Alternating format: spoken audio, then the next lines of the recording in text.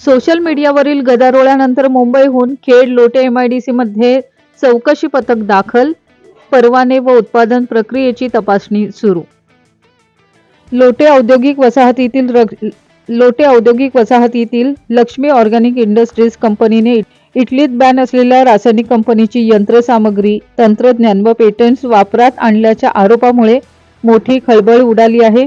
या संदर्भातील पोस्ट आणि व्हिडिओ सोशल मीडियावर मोठ्या प्रमाणात व्हायरल झाल्यानंतर महाराष्ट्र प्रदूषण नियंत्रण मंडळ MPCB सतर्क झाले असून मुंबई येथील मुख्यालयातून 6 वरिष्ठ अधिकाऱ्यांचे चौकशी पथक सोमवारी लोटेमध्ये दाखल झाले आहेत.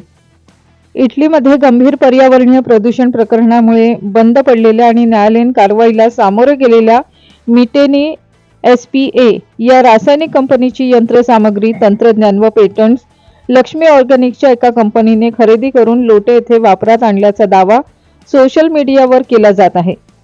आंतरराष्ट्रीय माध्यमांनीही या प्रकरणाची दखल घेतल्याने स्थानिक पातळीवर चिंता अधिक वाढली आहे. लोटे परिसर आधीच औद्योगिक प्रदूषणाच्या दृष्टीने संवेदनशील मानला जातो. अशा परिस्थितीत PFAS सारख्या रसायनांचे उत्पादन झाल्यास वाशिष्ठी नदी, भूगर्भातील पाणी तसेच मानवी आरोग्यावर दीर्घकालीन परिणाम होण्याची भीती व्यक्त केली जात आहे.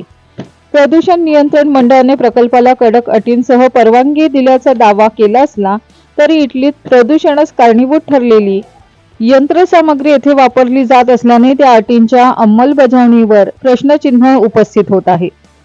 सध्या संबंधित कंपनीत नियमित उत्पादन सुरू नसून केवळ चाचणी बॅचेस घेण्यात आल्याची माहिती आहे.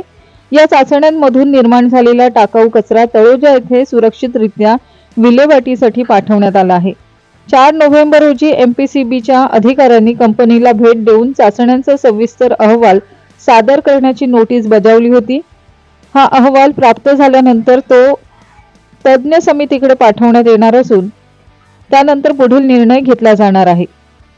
सोशल मीडियावर सातत्याने व्हायरल होत असलेल्या माहितीनंतर MPCBने तातडीची पावले उचलत मुंबईहून वरिष्ठ अधिकाऱ्यांचे चौकशी पथक लोटेमध्ये पाठवले आहे. कंपनीतील यंत्रसामग्री, वापरलेले तंत्रज्ञान, पेटंट्स तसेच दिलेले परवाने याची सखोल तपासणी सुरू असून नेमकी वस्तुस्थिती काय आहे याची शहानिशा केली जात आहे.